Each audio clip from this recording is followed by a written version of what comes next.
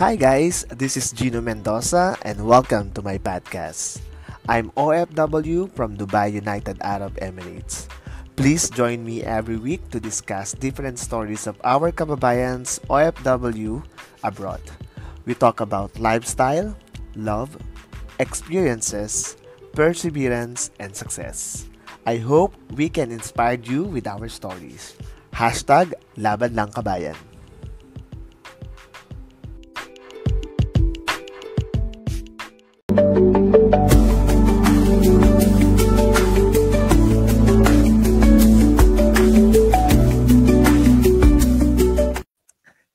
Hello guys, and welcome again sa ating live podcast dito sa aking Facebook account.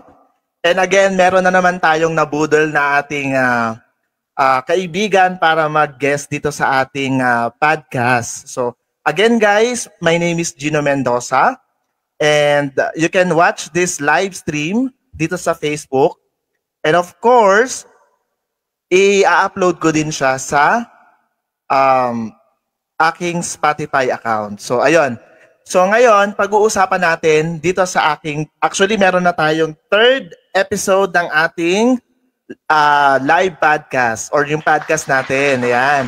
So, it's been year bago na sundan. Yung aking last guest ay si JM. So, ayun, maraming salamat kay JM. And ngayon, meron na naman akong nabudol na aking ka-work na i-guest ko dito sa aking podcast. So, yung mag-share sa atin as an OFW. Siyempre, di ba? Yun naman ang ating pag-uusapan dito o yung topic natin dito sa podcast natin or dito sa ating live stream sa Facebook. So, okay na ba? Handa na ba ang lahat na makilala ang aking guest for tonight? Ayan.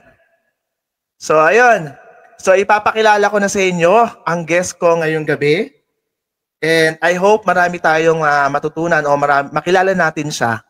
Or mabigyan niya tayo ng inspiration as an OFW dito sa episode 3 ng OFW Diaries podcast sa Spotify. Or pwede nyo rin mapanood or makita o mapakinggan sa iPodcast. Alright? Ayan. Impromptu tayo ngayon. Grabe. Ganun talaga. Kaya, ayan guys. So, but before that guys, bago tayo mag-start, syempre, i-follow nyo muna ako sa aking mga socials. Ayan. Let's go and follow sa YouTube channel ko, Gino Mendoza, IG, Only Gino Mendoza, sa TikTok, at Only Gino Mendoza. Ayan. Live na live tayo dito ngayon sa Facebook. And yun nga, mapapakinggan nyo rin po ito sa Spotify. I-upload ko siya sa Spotify. So guys, ready na pa kayong i-welcome natin ang aking guest for tonight. Alright? So again guys, i-welcome na natin ang ating guest for tonight. Let's welcome Liv Reyes. Hello, good evening UAE. Hello, and evening. Philippines. Good evening, ayan. Gino. How are you? Ayun, okay naman, Liv. Salamat kasi napapayag kitang mag-guest dito sa Oo, nauto mo ako doon. Napudol kita, actually. Nauto mo ako ng bongga. Oo nga eh. So, kamusta naman ang live natin ngayon? Okay naman. May okay tayo ngayon. Masaya and very well. Yeah. Yeah. So, bago tayo mag-start, syempre, mag-shoutout ka muna sa ating mga viewers o magiging viewers natin o mga magiging listeners natin kasi i-upload ko to sa Spotify. Syempre, i-shoutout mo na rin yung mga friends mo dito sa UAE at saka yung family mo at friends mo sa Pilipinas. Okay. Shout out sa mga lahat ng nakikinig sa podcast ni Mr. Gino Mendoza. Sana mag-stay tuned kayo for tonight. Marami tayong pag-uusapan tungkol sa pagiging OFW and mga lessons learned, as well as kung ano ba yung mga naging experience namin dito. Sana meron kayong mga matutunang aral, or if nagbabalak kayong pumunta dito sa UAE, Siguro naman meron Magbibigay kaming yan ng mai-share tips. sa inyong mga tips. Yes.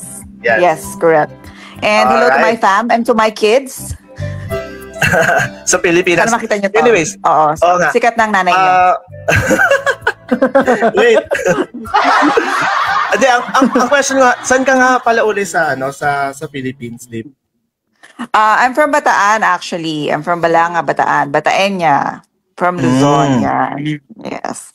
Actually, meron na tayong 2 million viewers ngayon. Salamat Ang sa taray! nanonood sa 2 million viewers. Ang Palakpakan naman daming dyan. Ayan, dami nanonood, di ba? Shoutout natin Yes. later. Okay. So, Liv, ready ka na ba sa mga ating mga questions? Oh, yes. Shoot. Sana makapagbigay ka ng inspiration din sa ating mga kababayan all over the world. Siyempre, hindi lang naman dito sa UAE, maraming OFW. Siyempre, sa bawat sulok ng mundo may OFW, di ba? Correct.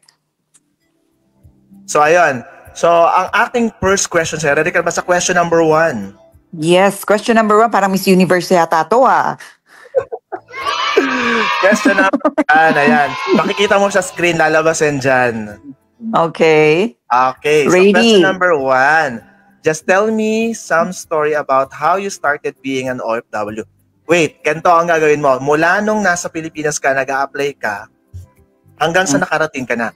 At ang alam ko, Liv, kasi nakwento mo na sa akin yan before, hindi ka directly from UAE. So, nanggaling ka sa ibang country, tama? Actually, yes. Kasi ako, parang, ano tawag nila doon, Gino? Yung tumatalon ka ng ibang bansa before you come to the UAE. Cross country. Yes, nagko-cross country. Pero medyo mahaba yung story ko kasi dati na akong OFW. I came from Qatar. Nag-start ako doon when I was like 20. I think 20 ako nung pumunta ako ng Qatar. Pero nung pumunta ako ng Qatar, kinuha ko ng family ko, ng auntie ko, ng tita ko actually, because they're living there. So marami kami magpipinsan and yung iba naming kamag-anak. Nagpunta kami lahat ng Qatar. So yon, family visa, walang problema yon. So parang lahat sponsored ng tiyahin ko and all. So hindi kami nahirapang umalis. Nagstay ako doon for 7 years and then I came back to the Philippines in 2013. Nagstay ako ng Pilipinas for 10 years after that. And then lipat ka ulit. So after that, nung umuwi ako ng Pilipinas, nagnegosyo ako and then I work from home. So technically, hindi talaga ako nagtrabaho sa Pilipinas. So all my life, abroad and then work from home, which is a US-based company. Yun siya. Actually, alam mo, Liv, na-stock ko na yung LinkedIn account mo. Oo. O, in-stock mo na. Diba? Tagal ko nag-work from home. Mulang taon ako nagpupuyat. Nakita ko nag-work ka sa US. Yes. So, Parang US yung sinusupport mo US that yung time. company. Yes, US So even company siya. during that time, uso na pala yung mga virtual assistant, gano'n? Yes, uso na siya. Actually, nag-start ako mag-work from home, mag-virtual assistant 2015.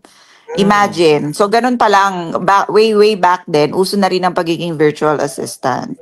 Okay. Yun, so hindi... Di ba sabi, nakwento mo is, nag-start ka, kinuha ka ng relative mo from Philippines to Qatar. To Qatar. Sa Doha.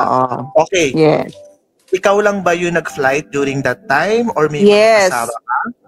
Ako lang mag-isa that time. Ako lang lumipad. Imagine, I was 20 years old. First time kong mag-aeroplano. First time ko sumakay ng airplane. Yes. So medyo kinakabahan pa ako kasi first time ko makakita ng nakahijab sa airport sa Pilipinas. So yun yung parang mga ground staff ng Qatar Airways back then, I think. Okay. And dala ko naman lahat ng papers ko. Yeah. Question. During that time na nagpunta ka, di ba, nung time na yon mahigpit ba yung immigration?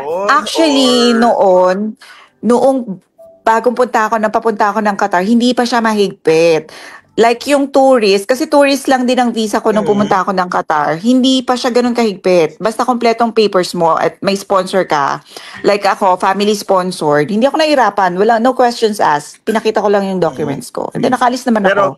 Pero di ba dati nakadating sa atin before na ang hirap makapunta ng ibang bansa Yes. kasi daming kino-question lalo na pag Middle East, 'di ba? Kailangan yung mga papel mo, kailangan wala kang masyadong hindi ka mag-a-apply, kailangan as tourist ka lang or whatever, or else mag-a-apply ka sa agency. Buti hindi ka nag-agency. Hindi, pero ikwento ko na after few years, yung isang pinsan namin noon, nakukuhanin naman ng tita ko, tourist visa, papunta siya ng Qatar, twice siya na offload. So yung time na yon, I think it was 2019, doon naghihigpit na sila. So kahit mahigpit tourist. Na nung time na yon? Oo, mahigpit na nung time na yon. Mga anong year yon, Liv? I think it was like 2019, yung time na yon, yung nag-start na 2 beses siya talagang na-offload bago siya nakaalis. Kasi ako, nung nag-start ako mag-abroad, 2013. 2013 yung papunta ako ng Doha. So agency ako, kaya ako nakarating din. Nag-agency ako. Pero yung situation mo is, anong year ka nun? First time mong... Correction. 2007 pala ako pumunta ng Qatar. 2007. Oh, grabe. Tagal na pala. Yes. And my cousin is 2009 nung pumunta siya. Yung na-offload siya. Hindi pa talaga mahigpit nung mga time na yun? Hindi. Nung time ko talaga hindi mahigpit. Walang question. Basta kompletong papers mo. Oo. Ganon. Okay, and then pagdating mo doon, syempre pakinuha ka ng tita mo, may work ka ba agad or wala pa akong work from scratch?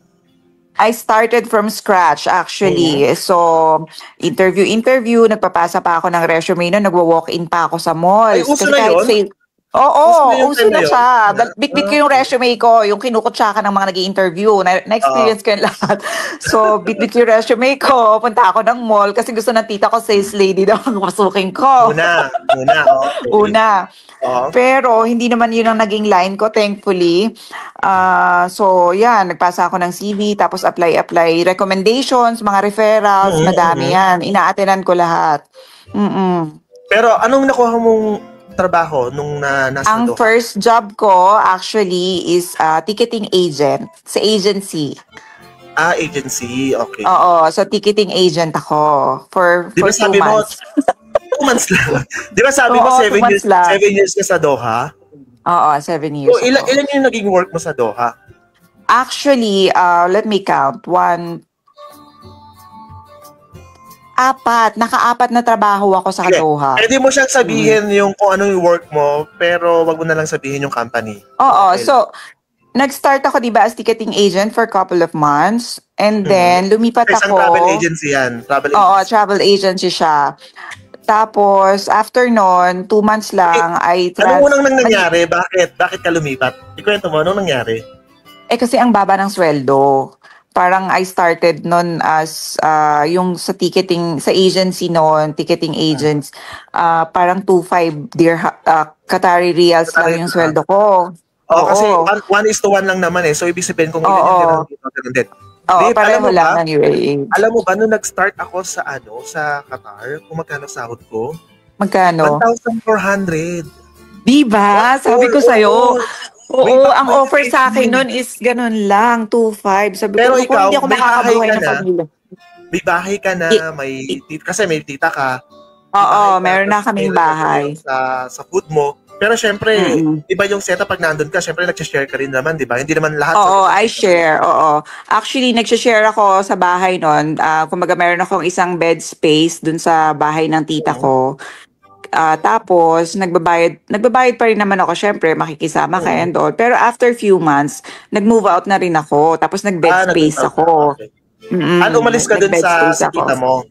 Oo, umalis ako doon. Hindi, teka, ganun na rin ba dun sa Qatar that time? Kasi ako, hindi naman kasi ako tumira sa mga bed space, mga accommodation, yung mga partition. Accommodation kasi ako from Philippines, diretso sa company, diretso ng accommodation. May accommodation talaga kami. Actually, dinala kami sa province sa Qatar, sa Wakra. Doon yung sa Wakra, layo din, no? Doon ang accommodation ko, parang province na siya sa Doha. Pero, hindi ko alam kung uso na rin ang partition nun sa Doha. Yung mga ganun. Actually, hindi. Ang sa Doha kasi, more on master's bed and bed space. So, nung sa tita ko, naka-master's bed sila, Tapos separate kitchen, ganon. Tapos nung sa bed space naman kami, bale, 4 kami sa room. All girls yon. Kasi mahigpit sa Qatar eh, mahigpit siya. Ano yun, Hindi pwede magkasama. mga kakilala nyo rin or mga tenant ng tita? Yung Mga tita mo, tenant. So, ibig sabihin, yung tita mo, owner ng flat, ganon? Hindi siya owner. Nagre-rent lang din sila. Okay. Ganon din pala. Nagre-rent lang din sila. Yes, ganon lang din. Parang Pero, ganon din ang setup. Tapos yung bed space, 4 kaming Pilipinas sa isang kwarto. So, isang buong flat yon. Tapos, 3 bedrooms.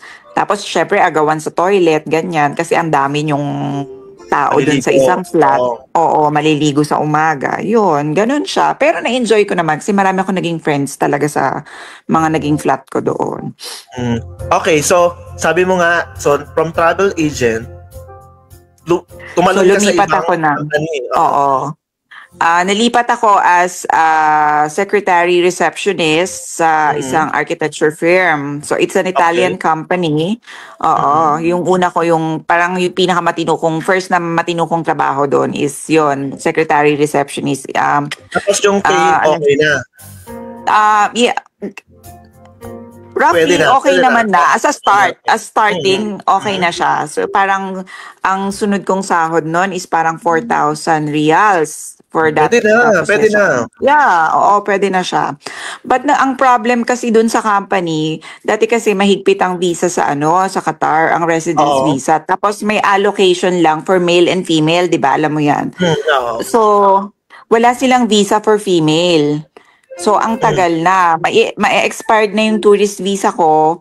Wala pa akong residence visa. So, ang ginawa ko, naghanap ako ng ibang work, yung mabibisahan ako. So, ibig sabihin, hindi ka pa rin nabisahan doon sa pangalawang work? Hindi pa. So, ilang buwan ka nag-work doon?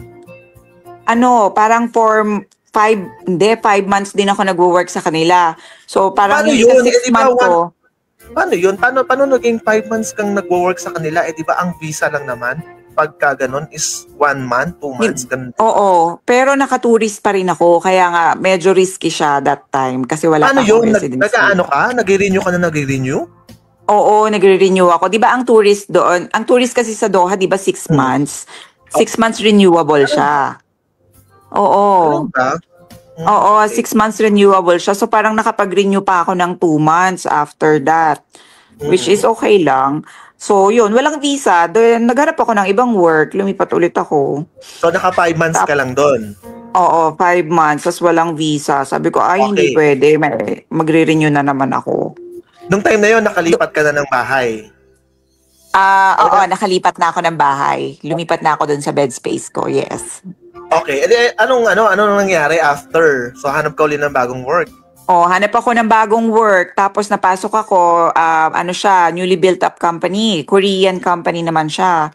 So, Office ang nangyari, office din. Admin naman ako doon. Admin ako. Tapos startup Korean siya. Construction din siya. So, ang naging line ko talaga that time nung nasa Qatar ako is construction and automotive business. So, yun, napasok ako kay layo-layo sa site ang office namin. Tapos nakakabin. Alam mo ba yon, di ba? Yung mga nakakabin kayo na office, sa site office. Yung parang yung parang yung mga truck, ganon? Oo, ganon. So, nasa init no? Ay, nasa gitna kami ng disyerto. Tapos yung biyahe 1.5 oras. Ano yun? Meron kayong car lift, ganon? May service? Oo, may driver naman. Sinusundo kami ng driver. So, ilan kayong nagaganon? Bali 2 kaming Pilipinas sinusundo ng driver sa Doha. Tapos dadaling kami hindi ko na maalala kung ano yung site namin, kung anong lugar yung site namin, pero malayo talaga siya. Kasi ang aga na nanunundo ng driver, naimbiyar na ako, tulog pa ako, bumibusina na. Alam mo yung nakakapasok ako, ay Diyos ko, 7 o'clock nanunundo na. Hindi ka naman morning person. Hindi pa naman ako morning person, true. So, hindi ako morning person. Minsan hindi na ako naliligo. Bihis na lang. Pak! Sakay na. Go. Total sa site lang naman. So, ang third na yon. Sabi mo, ito na that's the third. Oo.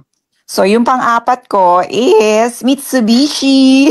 Ayan, sa Mitsubishi na, Oo, automotive Mitsubishi na. na ako. Okay, Automotive na. Oo. paano ka naman nakapunta sa Mitsubishi sa Qatar? Kasi ganito yun. During my employment doon sa Korean company, I got married. So, yeah. I got pregnant and then I got married sa Pilipinas. Umuwi ako noon. And then I actually rested for 2 years. Hindi ako nag-work ng 2 years. Naka-husband sponsor na ako. Yes. Pero nasa ano ka pa rin? Nasa Qatar ka Nasa pa rin? Doha ako. Oo, nasa Qatar ako. Then I rested for 2 years after kong manganak. So, after 2 years, sabi ko gusto ko na mag-work kasi nabobore na ako.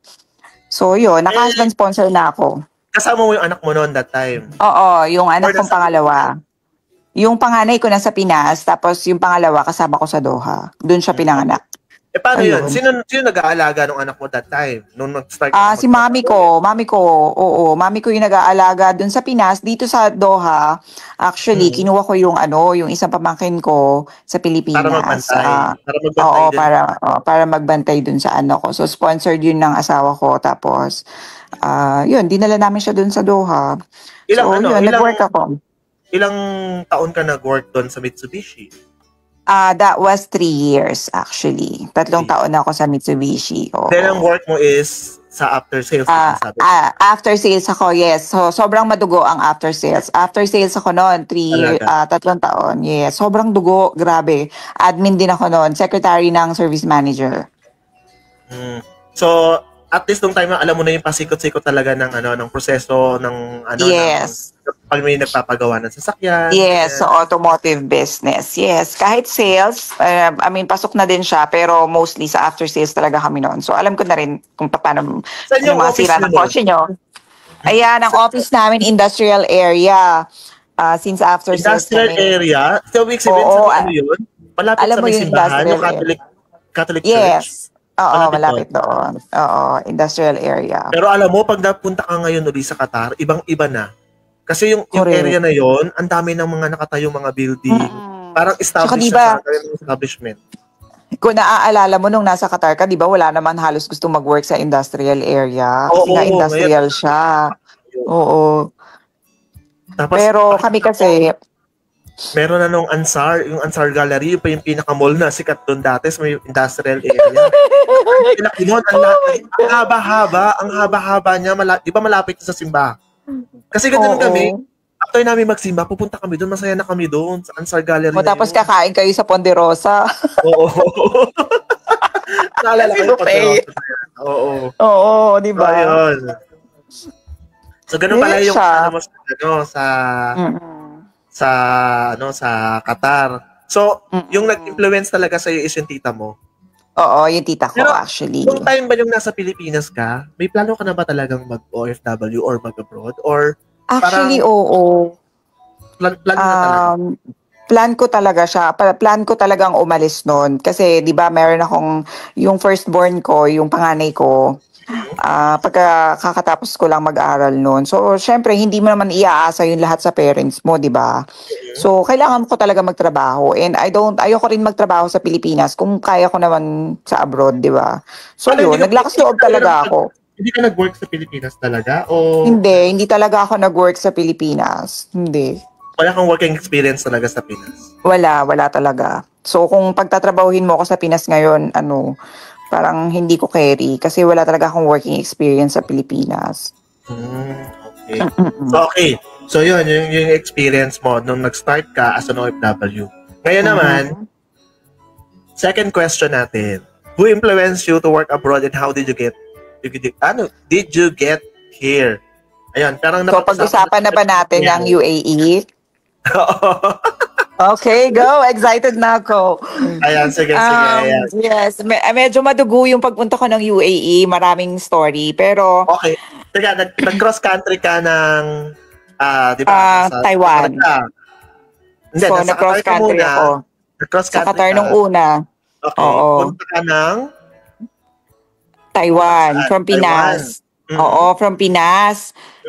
I went to Taiwan. So, ganito yon. Ito, tip nyo to. Tip nyo to para sa mga nakikinig. Okay. Kung gusto nyo mag-abroad at mag-tourist muna.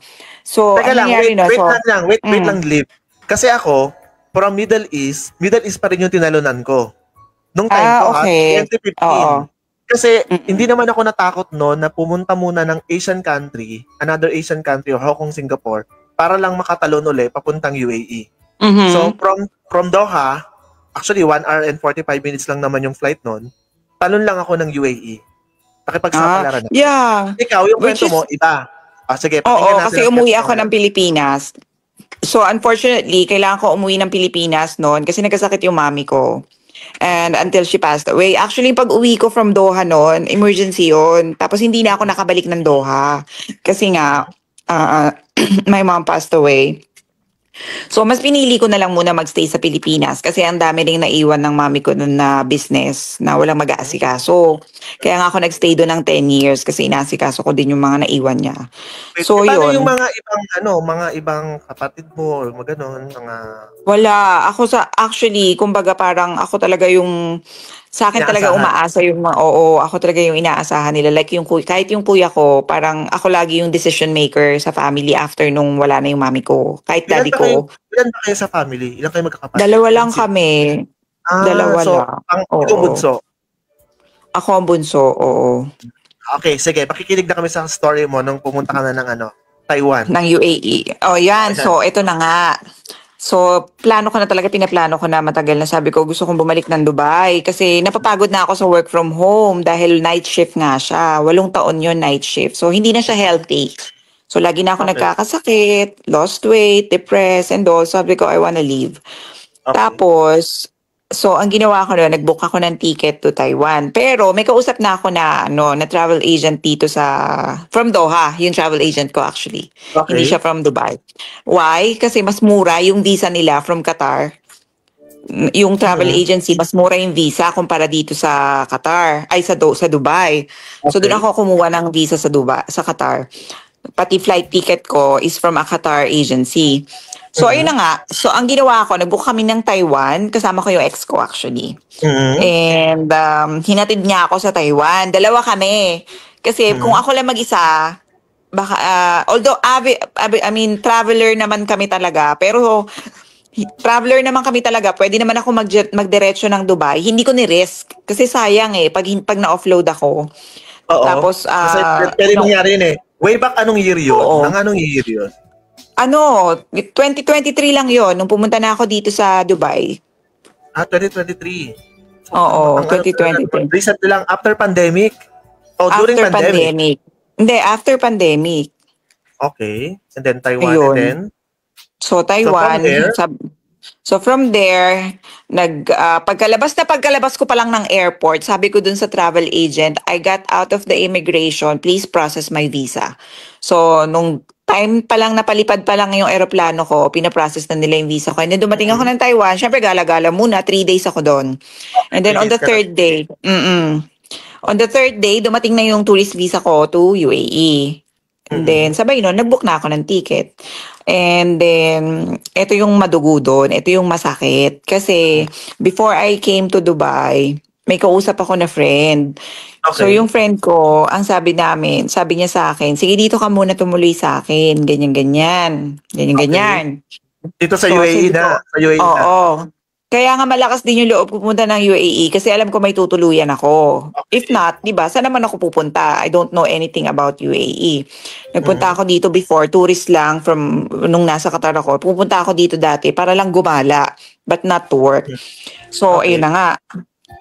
Ang usap kasi is doon ako titira sa friend ko. So, in-advise ko siya, sabi ko, approve na yung visa ko, ito ang flight details ko. Dumating ako dito ng November 9. 2023, okay. 2023. So, nakapasok na ako and all, wala namang problema. Sa atin lang naman kasi masyadong madaming requisitos sa airport. Pero pagdating mo ng Dubai, wala naman. Dito wala talaga, no questions asked. As long as meron kang visa, lahat. Correct. Wala namang. Oo, wala naman siyang problema. So, yun, nakapasok na ako and then tumuloy ako dun sa friend ko. So, eto na nga, Gino, ikukwento ko na. Sige, After 3 days, pinapaalis na ako nung friend ko. Bakit? So, yun. At bakit? Ewan ko sa kanya. Hindi ko na ikukwento kung bakit, pero pinapaalis niya ako. Babae Sabi ba ko, yan o ha? lalaki? Babae. Okay. So sabi ko, ha? Teka, Kala ko ba dito muna ako? Friend mo siya, saan mo siya nakilala? Friend mo siya sa Sa Pilipinas pa lang? Doha. O Friend ko siya sa Doha. pumunta ng UAE? Oo, lumipat din siya ng Okay. UAE. Okay. Okay, So, sige. yun. Ayun, pinapaalis ka na. So, Okay. eto na nga, pinapaalis na ako. Hindi pa ako, may jet lag pa ako. 3 araw pa lang ako doon sa bahay niya. So, sabi ko, ha, paano yun? Saan ako titira? Ganyan-ganyan. Tapos sabi ko, iniisip ko noon, okay lang naman kung paalisin niya ako, pero ang iniisip ko noon, yung budget ko. Hindi, Okay. wala akong budget for accommodation. Oo, kasi ang alam ko, meron akong tutuluyan. So, I did not budget for my accommodation, di ba? Mhm.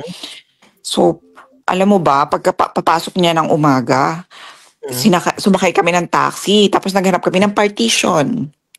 So naghanap kayong dalawa ng partition. At least, Oo. sinamahan ka niya maghanap ng partition kaysa sabi na, Oo. okay, alis ka na, tapos pala ka na sa buhay mo. Oo. Buti naman, hindi Hindi. naman ganun, di ba? Oo, hindi naman ganon. Pero masama pa rin yung loob ko. Huwag na natin pag-usapan.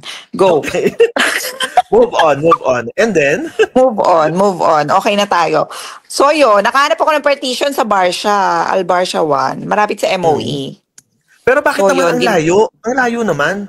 Kasi most naman, yun ang bahay nasa Riga, nasa Satwa, mga ganyan. Hindi, if you think of it, malapit din naman siya kahit saan, di ba?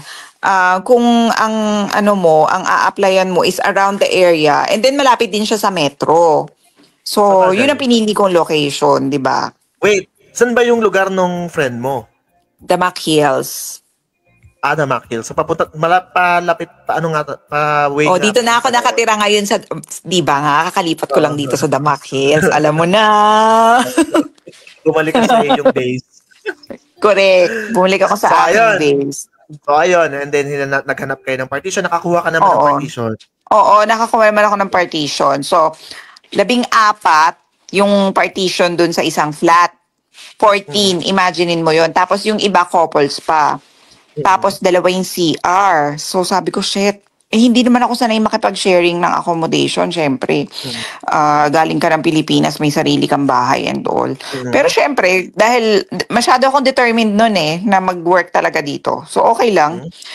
Na-enjoy ko naman siya dun sa partition kasi I gained a lot of friends that time. Marami akong naging kaibigan, iba-ibang nationality. I had a Syrian, I had a Russian friend, African and all. Oo. So, masaya naman sa kami. bahay? Kasama mo siya sa Kasama na, bahay? mga naka-partition din sila. So, mixed nationality siya. Hindi ka na sa kanila na, uy, yung mga kasama ko, mga ibang lahi. Hindi, actually. Kasi para kasi kaming mga Pilipino lang, di ba? Yun yung Oo. dito. Pilipino lang. Hindi. Para kaming Doon mixed para kaming family dun sa sa partition, sa flat na yon, which is masaya actually. Oo, But ganun wait, siya. And, bigyan muna natin sila ng siyempre sa mga nakikinig sa atin, bigyan natin sila ng idea kasi yung mga bahay kasi dito, hindi kasi kagaya ng bahay na kwarto na ganito kalaki, ganyan. Yung isang kwarto, ang sinasabi nilang partition is hinahati-hati nila yung room. yes. Diba? So, Kayo, imagine mo nung kung time na yun, 14 yon, isang room, tas 14? isang 3-bedroom flat, tapos 14 yung partition. So, single beds each lang. Alam mo ba yung nakikita mo talaga na maliliit na single beds Oo. na partition? Ganon siya. Tapos walang bitana. Ilan kayo sa room? Di ba sabi mo 3 room? Ilan kayo sa room? Oo, 3. Ako, isa lang ako sa room. Single partition lang siya. So, mag-isa lang ako. Okay. Pero yung iba loft, 'di ba? Loft type siya. Oo, mga loft type. Oo, merong loft type. Siyempre, Albarsha yan. Siyempre, Dubai. Siyempre, Oo. monthly. Ang mahal. Mahal ng monthly ko. So, naubos talaga lahat ng dala kong pera. Imaginein mo, ito mga kabayan, pakinggan nyo, ang dala kong pera sa Dubai, kalahating milyon nung pumunta ako dito. Tapos 500K. noon, dala ko pa yung... In peso. Oo, in peso. Tapos, dala ko pa yung trabaho ko dito na work from home. Nadala ko pa siya dito. Kasi nga, remote naman siya, di ba? Naubos ko yun. Renta pa lang. Imagine mo, if you convert it, 1,900 dirhams. Magkano yun, Gino? Per month. Bakit hindi ka Per kumuha month. ng mas mababa muna? Yung parang Alam mo, tsaga ka muna sa isang maliit na space. Kasi nga, hindi ako prepared. Sobrang rush nung nung paglipat ko. So wala na Alam ako. Kung ano yung una kong nakitang partition, yun na yung kinuha ko. Alam mo kung tatanungin mo ako kung magkano yung yung unang bahay ko dito sa Oh. sa UAE, nung pagdating ko, alam ko 700 dirham lang. Sa taas pa ako Kita nung mo. Oo, Sa taas. yun. So mag-isa lang ako sa court. Mag-isa lang ako dun sa partition. Single bed siya. 1.9 deck ang yun. bayad ko. Hindi siya double deck. Single lang siya talaga. Pero 1.9 siya sa bar siya. Sobrang mahal. Oh, and then ilang buwan ka nagstay doon? Ayun. So, nagstay ako doon ng... Which is crazy. So, nagstay ako doon ng parang cool, 6 months din siguro. Ganon. Parang 6 months. Hindi ko na maalala. Oo. Kasi ganito yon. So, nakahanap, November ako dumating, di ba? December 23, nagkaroon na ako ng trabaho. So nakahanap na ako ng work. Oo, in 1 month. 1 month ka naka-tourist. Oo, 1 month ako naka-tourist. At hindi lang yon kasi ang tourist visa ko noon, 60 days lang. Nag-exit pa ako, Diyos ko. So, ibig sabihin, 2 months. 2 months siya. So parang December may work na ako. So okay na. Ayun, so... Di ba nung time na nag-pandemic, hindi na pinag-e-exit, pinagka-cancel na lang, tapos i-apply na lang ng tourist. Pero nag-exit ka pa rin. Nag-exit ako kasi ayaw akong visahan in-country. Kasi daw, na-hire ako, pa-expire na yung visa ko. So, pinag-exit ako nung company. Saan ka nag-exit? So, sa Oman. Nag-exit ako sa Oman. Oman din ako nag-exit. Sa Oman din ako, A to A. Oo, A to A siya. Airport to airport. Mahal din, di ba? Magkano din yung bayad? Magkano ba yung binayaran din? Nung time Oo, na yun, ako nagbayad. Hindi ko alam, mga ano lang yata. Hindi ko natanda. Hindi yata umabot ng 1K. Ako, 1.6. Okay naman kasi yung company na napasukan ko nung una kong trabaho dito sa UAE. So, sales ako. Well-known naman yung company. Kaya, ayun, A to A, tapos nabisahan agad. Dire-diretso na. Actually, ano lang ako dito? Wala pang 1 month. 2 weeks pa lang akong nagstay sa UAE. After 2 weeks, meron na akong work. Tapos ang tourist visa ko 3 months. Yun lang. Blessed lang talaga ako that time. Sugal talaga. As in, Oo, sugal talaga, di ba? Kasi, pero na-enjoy ko naman din, kahit pa paano, at least, after a month, nakahanap na ako ng work. Yun nga lang, pinag-exit ako. So, nag-exit ako, umiiyak pa ako kasi... yung work mong yan, saan yan?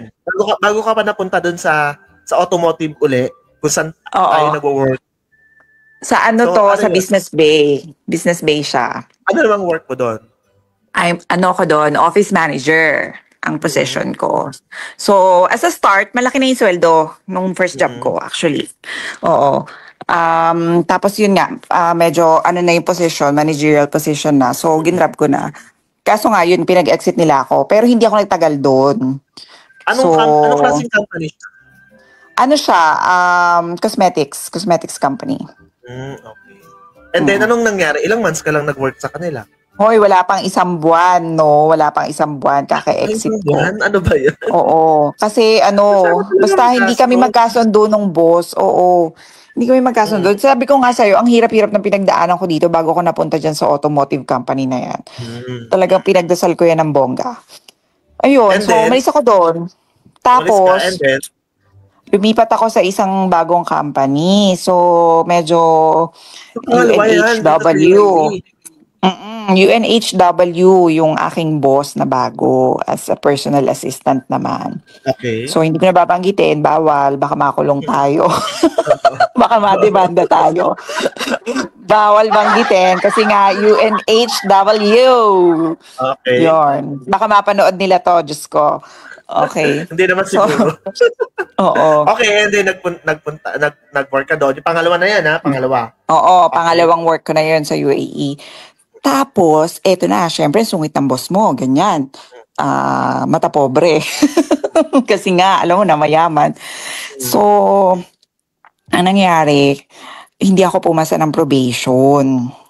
Actually, oo, hindi ako napasa ng probation. Tinerminate ako. Oo. So, 6 months. Oo. Terminated ako after 2 months. Wait, anong klaseng company yan? Pwede bang sabihin? Huwag mo nang alamin, hindi pwede. Hindi talaga pwede. Hindi ko talaga pwedeng sabihin. Oo, bawal talaga. Pero ano ka, PA? Oo, PA ako. Okay, okay. PA na walang day Ayan. off na hanggang alas 11 ng gabi Grabe. nagtatrabaho. Government? Hindi siya government. Ano lang, Private? mayamang, ano lang talaga. Mayamang Mayamang tao. individual, gano'n. Okay, okay, Oo. okay. Mayamang Alright, and then, individual. so sinabihan ka Oo. na ganito, ganyan, Oo. na So, hindi ka nakapasa ng probationary, so ligwak ka na. oo. So, ligwak na. Naligwak ang lola mo. Diyos ko, iyak Okay, ako. naligwak. So, syempre, Okay. kinakabahan ako. Kinakabahan ako kung bakit. Kasi ang daddy ko nasa ospital that time, inatake sa That time, puso. So, nawalan pa ng trabaho lola mo, nasa ospital na nga ang tatay ko. So, ngayon, syempre, ngarag-ngarag ako, di ba? Ano, takot na takot ako, kinakabahan ako. Pero laban lang tayo. Alam mo na, Pilipino tayo, lalaban tayo, Pilipino, ganyan. lalaban talaga tayo. Oo, correct. After a month, namatay ang daddy ko. That was April 2024 when he passed away. Ano yun, yung time na yon, naghahanap ka na uli ng bagong work? Oo, or nag-aanap na ako ng uling. Oo, looking ako tumambay for ka a new muna? job. Tambay lang ako. Pero constantly nag-a-apply ako. Tapos, ayun nga, my dad passed away. So, wala akong choice. Umuwi ako ng Pilipinas ulit. Isa ka So, umuwi kumuha ng ako ulit. contest doon. Huwag mo nang tanungin, pambihira ka. Maririnig ng ano. Maririnig ng ano. Maririnig ng jowa. Ay, Nasa siyempre, tabi ko. Yung mga, siyempre, may mga naipon ka ng time na yon, di ba? May mga naipon ka. Oo, meron naman. Meron naman akong naipon kasi okay Yun naman yung yun, sweldo ko di from ba? that. Yun yun. Gino, ano ba? Okay, and then So, umuwi ako ng ka ng Pilipinas. Pilipinas. April 2024. Tapos nagstay ako sa Pilipinas ng 2 buwan. Okay, 2 months. Tapos 2 months ako sa Pilipinas and then babalik na naman ako ng Dubai as tourist. Wait. Kasi paano wala ka na akong visa. Kaya nga, paano ka nakapunta? Di ba, time na yun, 2024, syempre mahigpit na yun. Paano Oo, ka so ganun ulit ang nakabalik? ginawa ko. Straight ka na Ang uli ginawa- ng UAE or nag-cross country ka na naman? Hindi, nag-cross country na naman ako, Singapore Oh my God, naman. Singapore naman. Yes. Okay. Oo, di ba? Okay. Sabi ko sa'yo. So, cross country, Singapore, kasama ko yung anak kong panganay. Legal age na, so pwede na siyang mag-travel mag-isa. So, sinabay ko siya sa akin. Pumunta kami ng Okay. Singapore, tapos ako, diretsyo ng Dubai, siya balik ng Pilipinas. Pilipinas. Okay. Oo. So, ilang araw kayo doon? So, sa Singapore, 4 days kami. 4 days ako 4 days. nagantay ng So, visa. Oo. Okay, so, nagkala-gala kayo, ganyan-ganyan. Oo, gala-gala lang kami. Tapos hanggang sa dumating yung visa ko, Buti, tapos sabi ko, anak, buti yung anak mo, kaya niyang mag-travel mag-isa. oo, kaya niya. Malakas naman ang loob doon. Tsaka ano na siya, 19 siya. Babae? Last year. Lalaki? Lalaki. Oo, lalaki. Okay. Kaya naman pala. So yun, dumating ang visa for UAE. We separated our ways. Diretso ako ng UAE, siya balik ng Pilipinas. So yun, nandito na ako ulit. July na yon, July 2024. July 2024. Tapos doon, apply ka doon apply ako. So after 2 weeks, luckily, in my luck, tumawag si New Mitsubishi na naman ulit, 'di ba? It's like a destiny talaga na parang sabi ko, nung unang lapag ko ng Dubai, nakita ko yung showroom ng Mitsubishi. Sabi ko, dapat dito na lang ako talaga ma-hire kasi parang ano ko to parang alma mater ko talaga tong kumpanya na to. So, tapos nung tumawag sa akin yung agency, actually through agency ako na-hire. Not agency, headhunter. Tumawag sa akin yung headhunter. Sabi ko, anong company? Sabi niya, ano to, Mitsubishi to. Pero hindi natin sasabihin na ang totoong may hawak ng kanya. Okay. Yung dealer. So, yun, Mitsubishi. Sabi ko, pinagdasal ko talaga siya ng bongga. Na parang sabi ko, oo, kailangan makuha ko tong trabaho na to. Galingan mo, girl. Galingan mo. Ganyan. Oo. So, twice akong interview doon. 2 interview, 2 sabak.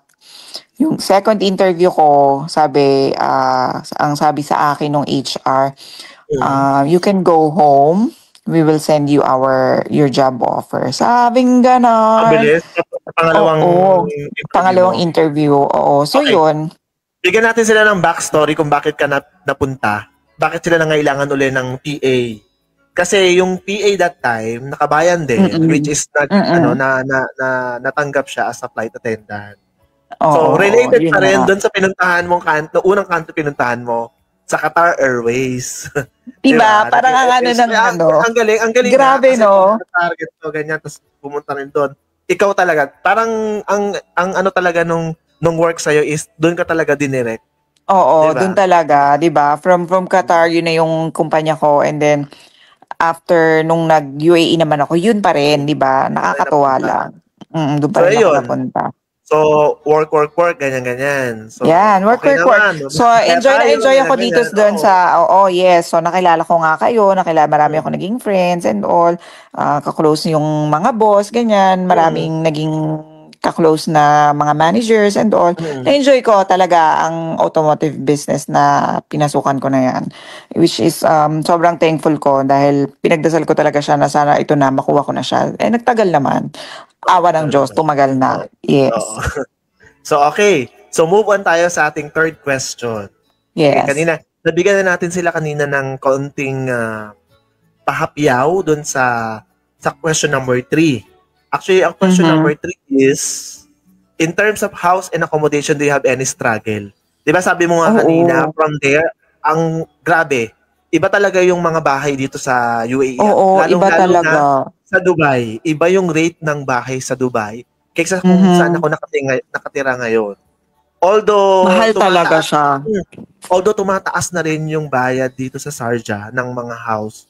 Pero kasi gawa nga ng pagtaas ng renta sa Dubai, lumilipat yung mga taga Dubai ng ibang Emirates. Kaya yung rates dito sa amin sa Sharjah o sa mga Emirates, nagkakaroon na rin ng difference. Tumataas-taas na rin siya. Kasi nga, syempre, dito kasi sa Sharjah, kung saan ako nakatira ngayon, magaganda talaga yung mga bahay, malalaki yung flat. As in, hindi kagaya ng Dubai na, syempre, iba crowded, tas partition. Oo, kaya crowded partition. So, the experience ko yan lahat, diba? Yun nga yung partition. Sabi ko sa'yo, 14 yung kwarto doon. So, imaginein mo yung iba doon, couple pa. So, parang, kumbaga, pumapatak ng mga nasa 30 kami sa isang flat. Imagine. At saka, alam mo ba, dyan sa Dubai, kasi nga, nakatira din ako dyan ng ilang buwan, bago ako nalipat doon sa pinagpuntahan kong company, na dinala ko ng Ras Al Khaimah. May schedule yung pagluto, paglaba, at pagligo. Yes. Diba? Yes, may schedule. Tapos, yung iba magluluto, alauna ng madaling araw hanggang 5:00 ng madaling araw, imaginein mo yon. So, natutulog ka na, may naririnig ka pang kumakalansing sa kusina, ganon. Hindi naman kasi sabay-sabay ang schedule ng pagpasok kasi iba't iba yung work. Merong sa office, merong sa sales, merong pang night shift para mga ganyan, pero sa hotel, di ba? May mga ganon. Kaya, at saka ang 15 minutes ka lang talaga pwede maligo. Grabe, kailangan. Oo, hindi pwede matagal. Tapos pag ihi ka na at may tao sa banyo, ay bahala ka. Alam mo na. Kailangan meron kang arinola. Oo, kailangan. Dito mauuso ang arinola pagka ganong sharing talaga. Naranasan mo ba yung maligo ng tubig na mainit talaga? As in... Ay, kumukulo, Gino. Hindi ka na pwede mo ng pangkape, panglaga ng itlog. Actually, naranasan ko yun dati sa Satwa. Kasi ang ginawa ko noon, nagpe-prepare ako ng tubig sa gabi para sa umaga malamig. Eh ngayon, syempre, yung mga kasama mo sa bahay, mga antitigas ng mukha, ginagamit yung pinalamig mong tubig. Kasi ikaw yung mag-struggle sa umaga na ang init-init. As in, konting buhos mo palang, feeling mo malalaptos na yung balat mo. Pero, ito yon. Ito yung kukwento ko sa'yo. Kasi dun sa flat namin dati, yung mga kapartition ko, di ba ibang lahi, ako lang Pilipino. So, ako lang nagpapalamig ng tubig. Takot maligo yung mga kasama ko kahit mainit ng tubig. Yun lang. Tapos ang grabe. As in, grabe talaga. As in, 15 minutes ka lang maliligo. Tapos, ang init-init pa ng tubig. Kaya kailangan magsubi ka talaga ng tubig. Kasi kung hindi, nangyari ka sa umaga. Lalo pag morning. So, wala namang umaagaw ng tubig ko, no? Walang gumagamit. Kasi hindi sila nagsisiligo. Lalo na pagka second shift ka, pag tanghali, kunyari pasok mo, 3:00, 2:00, syempre kasagsagan ng init. Ang init talaga ng tubig. Oo, as in malalagas ang buhok mo sa init. Oo. Kaya yun ang mga problema ng mga ibang OFW. Pag nakita mo, nakakalbo na pagdating ng Pinas. Correct. Isa ka na, Dorn! Pag-ibo ko. Okay. Okay, so yun yung struggle nyo sa Oo, accommodation. yun lang naman. Tsaka, Yung dapat nung luto-luto. time na yun, advice ko lang, dapat nung time na yun, hindi ka muna naghanap ng mahal na bahay. Kasi nga, Kasi rush syempre, nga ang kasi ang mahal na paglipat ko. Hindi, di ba nung na-hire na ako sa Dera ng Mitsubishi, lumipat na ako ng Dera kasi layo ng Barsha. Kasi, syempre, Oo. mag-metro, or else, Oo, pag may ayaw mo metro, mag-metro, magta-taxi ka. magta-taxi ka, napakalayo. Nagta-taxi ako, no, kasi tanghali na ako nagigising. So, pag nag-metro ako, abutin ako ng 1 oras. Kaya napapataxi, lola mo. Tsaka traffic. Oo, traffic. So, yun, lumipat ako ng Dera, mas malapit. Tsaka bigyan natin sila ng idea sa mga nakikinig sa atin, no? Dito, pagka lilipat ka ng bahay, kailangan mong bigay ng notice, ng short notice. Correct, ng 1 month. 1 month notice. Yes, true, lalo. Or 15 days para makahanap sila ng bagong papalit sa'yo dun sa room mo o sa kwarto mo. Diba? Parang Ayun, gano'n din so, yun, nung pag lumipat naghahanap ako- ka ng bagong work, pag nag-resign ka, 1 month notice din. Correct. True. So, yun, nung lumipat ako ng Dera, medyo asensado na, hindi na siya partition. May sarili na akong kwarto. Tsaka banyo. Ang nito, nabisahan ka na talaga ng Yes. working visa. Oo. Stable na yung May stable na yung na. yung salary. Okay na yung salary. Tas as in, maganda naman talaga yung napasukan nating company. Oo. Tapos lang. may health Maganda insurance ka na din and all. Oo. Maganda naman siya. Isa So lang yun, talaga medyo umasenso. nagkakatalo na lang din talaga sa mga kasama mo. Yun lang. Yun Correct. lang ang masasabi ko. Chumika ka pa. Ayoko na lang talaga magbigay ng ibang detail. Ayoko na lang mag-talk. Ayan. Pero happy and blessed naman. Yan. Oo, yes. Very, very, very thankful ako sa naging position ko dyan sa work na yan. Sa company naman kasi, hindi naman kasi maiiwasan na may mga kasama. Diba, Lee? Yung malalakas talaga. Mga bida-bida, mga ganyan. Oo, ganyan. Kahit saan naman, all over the world. Kasi ikaw na lang sa sarili mo, kung paano ka didiskarte na paano ka trabaho ka lang. Diba? Oo. Work. Pagka pasok mo ng alas 8, punch in, trabaho ka hanggang umuwi hanggang 6 o'clock, punch out. Tapos uwi. Oo. Kasi pag pinansin mo yung mga yan, madidistract ka lang. And alam mo yun, magkakaroon ka ng dismay, ganyan, masa-stress ka. Bakit? Wag na. As long as ginagawa mo yung trabaho mo, okay na yun. Oo, yun. Yun ang importante. As long as ginagawa mo yung trabaho mo at wala ka namang ibang tinatapakang tao at alam mo naman ang mga kabayan.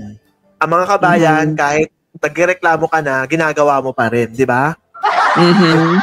Trabaho ka pa ng trabaho kahit nirereklamo mo na kasi ang dami kong ganito, ang dami kong ganyan, pero wala, tatrabahuin mo pa rin. Kasi, kasi walang gagawa kundi ikaw lang din. Oo, tsaka yung mga Judith natin, di ba, naghihintay. Si Judith.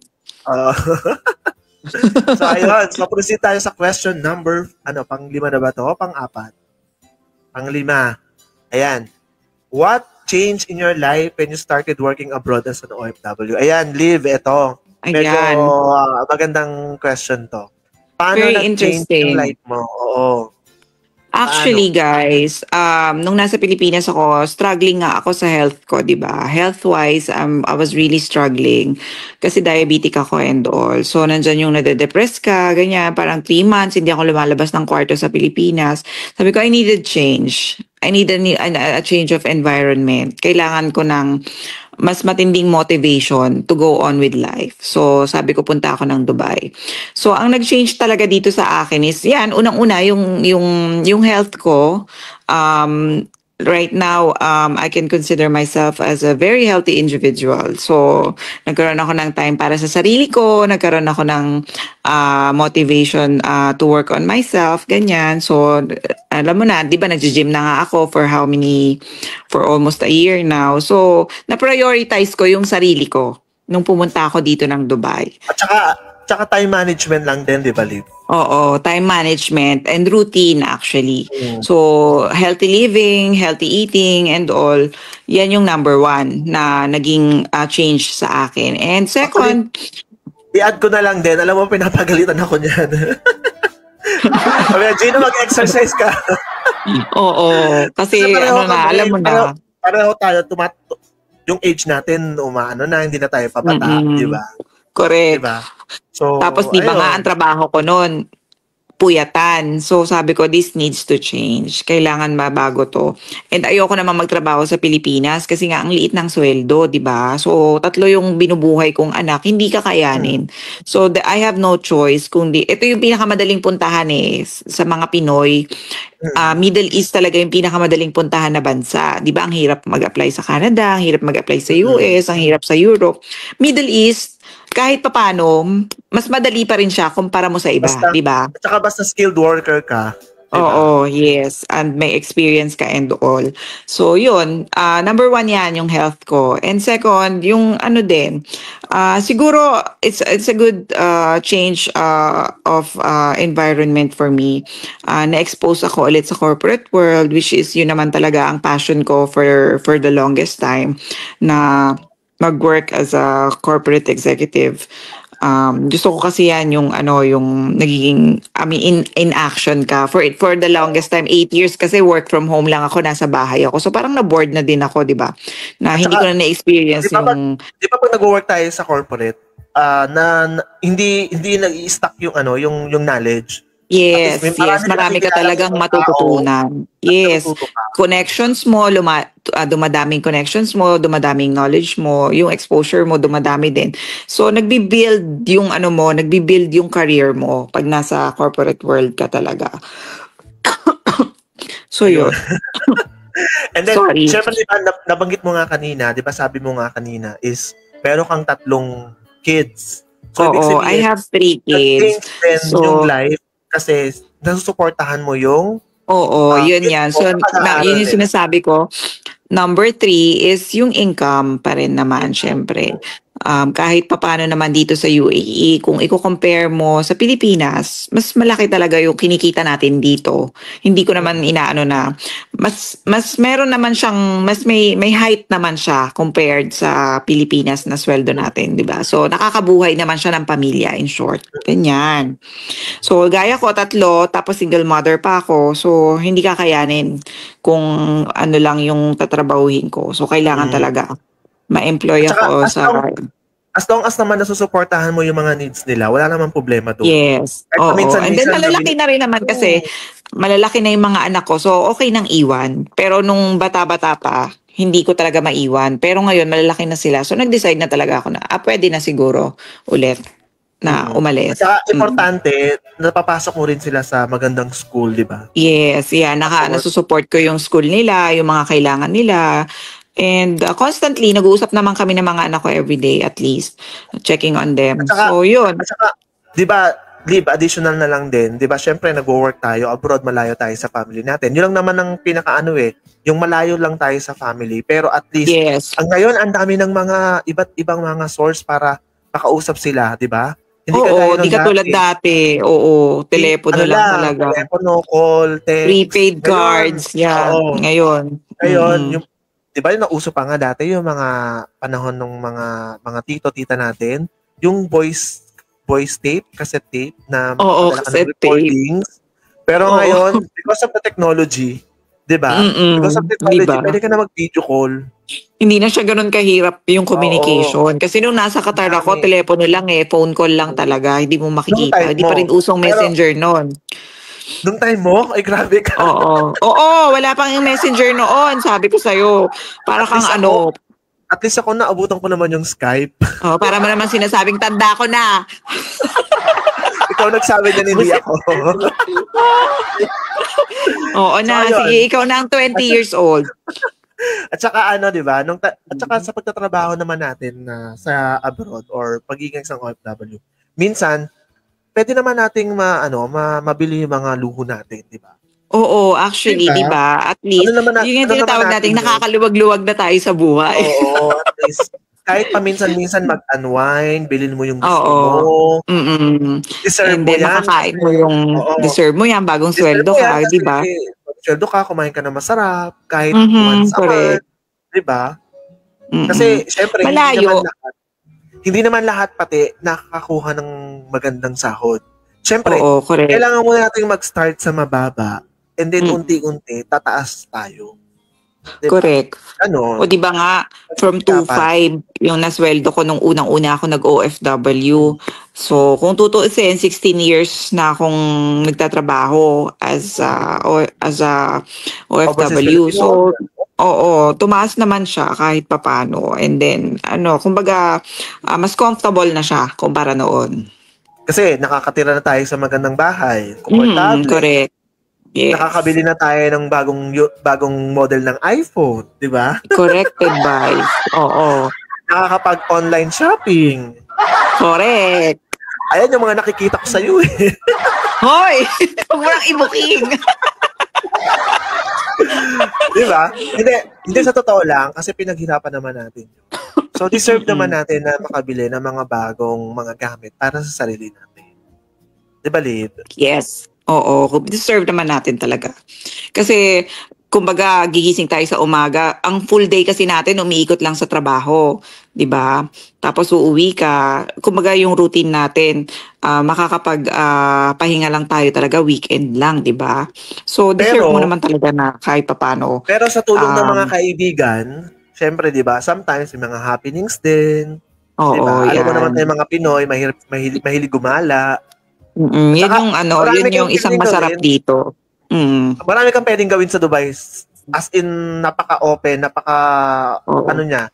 Parang isa sa... Hindi ka mauubusan dito sa Dubai. Mauubusan ka ng budget pero na hindi nang gagawin.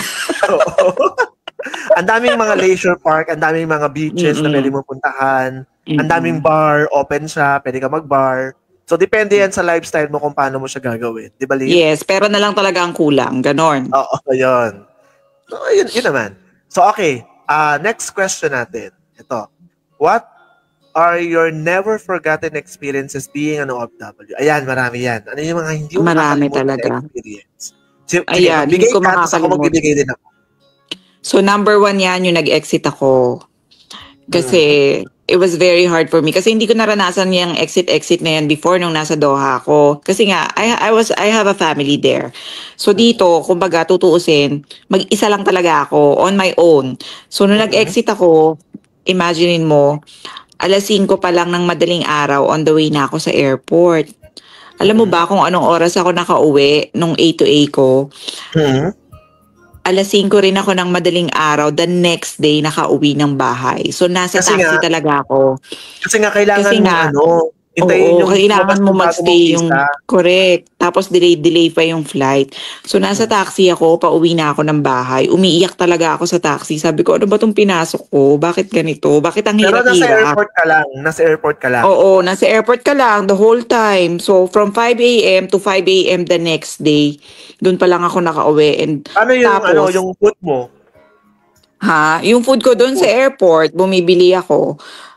Yun. So, isa yan. So, parang yung hindi ko talaga makakalimutan yung mga pinagdaanan kong hirap bago ko nakuha kung ano yung goal ko talaga nung pumunta ako dito. So, yan, nag-exit ako, yung health ko, nagkasakit ako, na ospital ako and all. Yung ang hirap-hirap na nga ng trabaho mo, tapos nagkasakit ka pa, na hospital ka pa. So, yan yung mga hindi ko talaga makakalimutan. So, tsaka after all... Yun ang mahirap pag ikaw lang mag-isa. Oo, diba? Yun ang mahirap pag ikaw lang mag-isa. True, kasi pag nagkasakit yan. ka, sino mag-aalaga sa'yo? Hoy, ano ka ba? Inadmit ko yung sarili ko sa hospital. Ako lang mag-isa ang pumunta ng emergency room. Diba? Gano'ng kahirap yun? Diba sa atin sa Pilipinas, pag emergency, syempre may kasama ka. Ako hindi. Oo. So, sinuswero ka, chinecheck ka, umiiyak ako kasi mag-isa lang ako. Sabi ko, bakit ganun? Bakit mag-isa lang ako? Hindi naman ganito sa Pilipinas. Yan, ganyan. Tapos, so, yan yung mga hindi ko makakalimutan. Kaibigan mo naman dito, may mga trabaho, hindi mo mas. Oo, di ba? Hindi mo naman sila mahahatak basta-basta and everybody is working, di ba? So, inadmit ko talaga mag-isa yung sarili ko sa emergency room. Tapos umiiyak talaga ako habang nandun ako kasi nga mag-isa lang ako. Okay. So, yun lang naman. Pero other than that, oo, masaya naman kahit papano and fulfilling pag na-achieve mo na yung goal mo. Ako naman, ma-share ko lang din, yung never forgotten experience ko is nung nag-work ako as a sales representative sa isang, yun nga, sa company na una kong pinagtrabuhan dito sa UAE. Yung magbubuhat ka ng maraming box, tapos mag-ayos ka ng box store. Mag-arrange ka ng Oo, box di doon. ba? Ang bibigat ng box. Kasi before nag-work ako sa mga sa mga shoes. So, ang laki-laki ng box store, i-arrange mo 'yon. Sa umaga, mag-receive ka ng mga boxes, ang dami, mag-o-open ka ng store. Yun yung mga hindi ko talaga ma-experience na hindi ko makakalimutan at saka talagang na-survive ko yung time na yon kasi wala, nasanay ka na lang din. Oo, nasanay ka na lang din. Ayan, Kasi meron pa akong isa. minsan talaga, mag-isa ka lang talaga na mag-receive ng mga Oo, stocks na ang dami-dami. dito kasi talaga, ang swerte nung iba, kung may pamilya kang pupuntahan dito pagdating mo. Pero kung mag-isa ka lang talaga, you are on your own. Nobody is there for you. Sarili mo lang talaga. Oo. Tsaka naranasan kong tumira sa sa bed space na yun nga yung double deck tapos may bed bugs ganun. Oo. Yes, true. Oo. May surot. Naranasan ko yan. Oo, naranasan ko yan. As May in, surot. Correct. hindi talaga ganun kadali. Pero since may mga kaibigan ka na natutulong sa'yo, na makakasama mo, makikilala mo, so by then, doon maano mo yung mga struggle. Kasi minsan libangin mo na lang din naman yung sarili mo. Sa may mga kaibigan mo, di ba? Paminsan-minsan importante talaga na meron kang kaibigan din dito na maaasahan. Kasi nung na hospital ako, di ba, inadmit ko nga mag-isa lang ako.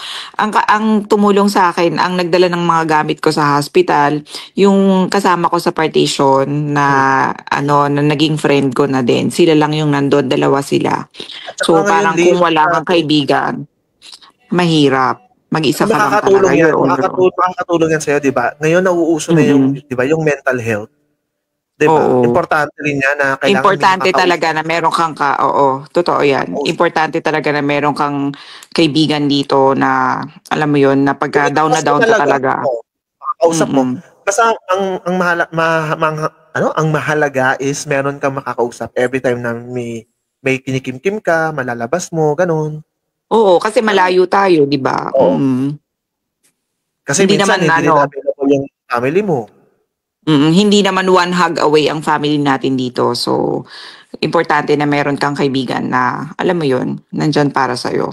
And vice versa, na nandyan ka rin para sa kanila, di ba? Oo, tama. Kailangan talaga. Kasi hindi pa pwedeng take ka lang ng take. Diba? Give and take. Diba? Okay. So, yun. Next question. What are the advantage and disadvantage of being OFW? Ayan. Ito, marami tayong pwede ma-share dito. Ano yung advantage natin? Ikaw muna, Lynn. Ano yung advantage? Para sa akin, ang advantage, number 1, is yung sweldo talaga. Malaking factor siya.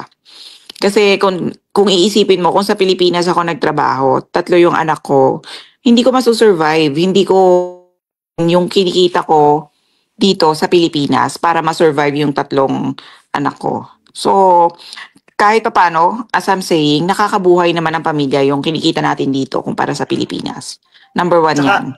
Nasa iyo yan kung paano mo siya i-manage yung expenses mo at kanya pera. And number 2 na advantage is lumalago talaga yung yung skill set mo. Oo. Yung skill set mo, nag-i-improve talaga siya, nag-i-expand. So yan, sa akin yan, very important sa akin yan as an advantage. Yung nag-grow ka talaga. Kasi na-expose ka, na-experience mo yung iba-ibang culture, na-experience mo yung iba-ibang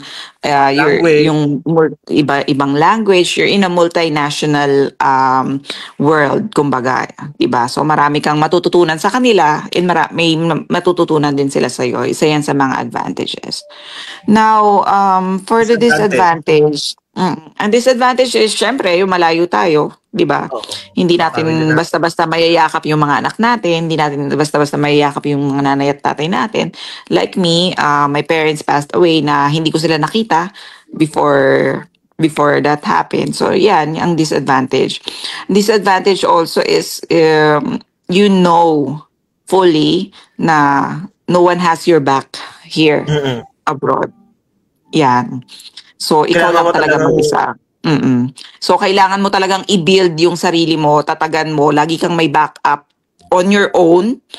Otherwise, if everything falls apart, walang sasalo sa'yo, ikaw lang. Yan yun. Kailangan meron ka talagang ititira para sa sarili mo. Correct. Pag mong ibibigay so, meron kang laging ipon na when it comes to income, when it comes to Emergency. money, Yeah. meron ka laging fund for yourself for emergency cases. Yes. At saka, Kasi isa, sa Pilipinas, sige. yeah, sige go, Gino. Sa Pilipinas kasi, di ba, marami tayong malalapitan and all. Dito, wala kang malalapitan. Sarili mo lang talaga siya. Yan ang disadvantage At ng saka malayo. additional din is, I think ito isa sa mga disadvantage din kasi akala ng mga tao sa Pilipinas or yung mga family or relatives or friends natin sa Pilipinas na pag OFW ka or nag-work ka abroad, ang yaman-yaman mo na. Oo, Isa sa mga hindi po. parang anong mindset na yan ng mga tao. Kasi hindi. Siyempre, hindi naman kahit dito ka sa abroad, oy, magme-message sa'yo, oy, sir, ganito, ganyan, pautang kasi ganito, ganyan. Hindi naman kami, 'di ba? Oo, 'di ba? Hindi po, hindi ganoon, pinaghihirapan talaga dito lahat. Kaya, yun nga, katulad nga ng sinasabi ko. Katulad nga ng sinasabi ko dito, pag wala ka, walang tutulong sa'yo, ikaw lang. So, kailangan meron ka para sa sarili mo. So, kailangan maiba na talaga yung mindset na yan na mga tao sa abroad mayaman. Hindi po. Hindi po lahat. Minsan, hindi po lahat. yung sahod namin lumilipat lang sa kamay namin, pinapadala sa Pilipinas. And then after that, pagpasok niyan, kung hindi sasabihin lang sa'yo ng sasabihin ng message mo pag pumasok ang sweldo mo, your salary has been credited. And then, maya-maya lang magme-message na ulit yung binabawas sa sweldo mo. Hindi kasi, syempre, katulad namin, sabihin na natin nasa nasa mid-class tayo ng mga empleyado dito. 'Di ba? Nasa mid-class ka na. So, meron ding nasa lower class, yung mga nagtatrabaho na syempre, hindi na naman natin inaano yung mga ibang work na hindi na sila nababayaran ng magandang sahod. 'Di ba? Meron naman din mga ibang empleyado na nagtatrabaho dito na minimum wage lang, talagang as in magkano lang kinikita nila. Diba? Totoo yun. Totoo. Hindi pare-pareho. Hindi pare-pareho ang nagiging sahod ng mga OFW. Kasi minsan, depende rin yan sa skills mo, sa pag-aralan. Diba? Sa pinag-aralan mo. Yes, totoo. That's true. So, yun. So, kailangan, syempre, tanggalin natin sa mindset natin yun na pagka-OFW ka, mayaman ka. Hindi. Oo, hindi. Yung iba nga dyan, araw-araw ang ulam, itlog, hotdog, sardinas, dilata, di ba? Oo. So, tapos yung iba talaga, maliliit lang talaga yung sahod, hindi malalaki. Oo. Kumbaga, yung iba nga, minsan nga pag kumakain ako sa labas, tatanungin ko yung isang kabayan. Kasi not to, hindi para, mo yun. Oo, not to brag, pero kasi meron akong gustong dalhin dito na isang family member. So, hinisip ko yung anong bang magiging trabaho niya dito. So, nagre-research ako, nagtatanong-tanong ako sa mga ibang nakikita ko na kabayan na kunyari sa restaurant, ate, paano ka na-hire dito? Magkano sweldo mo? Ganyan. Oo. Kasi para lang magkaroon ako ng idea na pag dinala ko ba siya dito, sasahod ba siya ng sapat? Yung ganon, di ba? At saka depende pa rin yan sa employer. Kasi may employer minsan sasagarin ka talaga. Correct. Katulad nung movers ko, nung lumipat ako, Gino, tinanong ko sila, magkano sweldo nyo? Ibang yon from India. O ibang nationality. Sabi niya, we're only getting ganito. Sabi ko, yun lang? Oo, sabi niya ganon. So, maliit lang din talaga. Hindi lahat malaki ang sinasahod. Ayun. So, ayun. Sana maiba yung mindset ng mga ibang tao sa Pilipinas na kamot OFW ka is may kaya ka na. Diba? Correct. Hindi lahat. Hindi lahat. Okay. So, nandito na tayo sa ating last part ng ating Q&A. Liv, last question is, what is your advice to those kababayans who wants to work abroad or become an OFW? Number 1, be prepared. Paghandaan mabuti, pag-isipan mabuti. Ito ba talaga ang gusto nyo? Ito ba talaga ang kakayanin mo ba pag nandito ka na? Tanungin mo yung sarili mo kung Kaya mo ba talagang magtrabaho sa ibang bansa? Na malayo Kaya mo sa bang family. number one, na malayo sa family. Kaya mo bang harapin lahat ng challenges pag nandito ka na? Kasi hindi madali. It's not easy. It's not a walk in the park pagdating mo dito. At saka, Unang-una yung job. isa rin yun, at saka isa rin yung leave. Kunyari, wala kang family dito or may kung family ka man. May Oo, family ka kung nga, mag-isa pero ka lang. syempre, kanya-kanya naman kayo, di ba? Hindi Kanya-kanya naman pa lagi rin lahat kayo. andyan sila. Hindi ba Kanya-kanya kayod pa rin talaga kayo. Yes. So pag-isipan mong mabuti, kakayanin mo ba na pagka ikaw na lang mag-isa dito, kakayanin mo bang buhayin yung sarili mo, kakayanin mo yung trabaho, yung paggising ng umaga, yung traffic, yung homesick, kaya mo ba yan? So, kung ang sagot mo ay no, Huwag ka na tumuloy. isipin mo, no? Hindi naman sa wag ka nang tumuloy, isipin mo ulit. 'Di ba? Kailangan mong i-ready yung sarili mo kasi na kaya mo lahat ng challenges pagdating dito. Kasi hindi naman talaga siya madali pagdating mo dito. So, yeah, number one yan, be prepared and think about it. Kung ako kasi yung pinlano kong pagpunta dito, 2 taon ko yung pinag-isipan eh. 2 taon ko rin pinaghandaan. Oo. And after ng 2 taon na paghahanda, 2 taon na pag-iipon, pagdating dito, mahirap pa rin. Hindi pa rin siya naging madali. Ganon. At saka kasi, syempre yung ibang ano dito kasi tumataas na rin. Kasi di ba dati, wala namang tax. Oo. Ngayon may tax na rin. Kumbaga yung inflation dito, mararamdaman mo na rin talaga siya. Unang-una, mahal ang bahay. Di ba? Tsaka, Kung ang guys, napakaganda ng Dubai kung tutuusin kaysa sa ibang country. Ang Dubai, ang sinasabi niya, ang UAE, sinasabi nila na land of opportunity. Actually, totoo yan. And napaka, how do I say, napaka-convenient dito sa Dubai. Kasi dito, lahat magagawa mo online, ultimo payments ng bills, while sa atin, yung iba pumipila pa para magbayad ng bills, di ba? At saka, syempre, mag-iingat kasi uso mga scammers. Oo, uso mga scammers. Dito walang ganon. Walang, yan, napaka-safe kasi dito sa Dubai, di ba, Gino? Lahat Kahit maglakad ka ng, kahit maglakad ka ng 2:00 ng madaling araw dito, hindi ka kakabahan. Kahit mag-isa ka pa, kahit babae ka pa. Walang ganon dito. So, yun. Pero, ang advice ko talaga is pag-isipan nyo mabuti and pagplanuhan nyo mabuti yung pagpunta nyo dito. Kung gusto nyo magtrabaho abroad. Saka napakaswerte nyo na kung meron kayong kakilala. Kasi kung wala kayong kakilala or relatives dito, ay, sabi ko sa inyo, mahirap. As in, kagaya ng ginawa ni Liv, kailangan nyo mag-cross country. Kasi marami nagtatanong sa akin. Marami nagtatanong sa akin, paano daw ako nakapunta rito? Sabi ko, dumaan ako ng agency at nag-cross country ako. Hindi ka, kunyari, may mga kaibigan ako sa Pilipinas na gustong mag-apply dito sa UAE. Sabi ko, kung may relatives ka, madali ka makakapunta. Pero kung wala kang relatives, kailangan mo mag-cross country ng Asia. Kailangan mo tumalon talaga. Hong Kong, Taiwan, Singapore, Malaysia, bahala ka kung saan mo gustong pumunta. And then once na okay na lahat ng papel mo, may visa ka na, saka ka lang makakapunta dito sa UAE. Kasi kung Pilipinas to UAE, ang dami mga questions sa'yo. Lalo na ngayon. Oo. Diba? Baka ma-offload ka pa. Oo. Uso yan. High chance of offload talaga. Lalo na pag Middle East ang punta mo. So yun. Liv, nakatapos tayo ng podcast natin. Sana Oo nga. Grabe. Bumabagsak na ang sugar ko. 52. Pero nag-enjoy ako sa ating kwentuhan. Oo. Sana naman na nabigyan natin sila ng ng magandang episode ngayon. Natuto sila, nakakuha sila ng mga tips kung paano ba natin na-survive ang pagiging isang OFW dito sa UAE. OFW, yes. Diba? Yes, hindi siya madali pero masayang journey actually. Maraming challenges pero enjoyable ang mga challenges na makakaharap mo dito. Last question ko sa'yo, pahabol lang, Liv.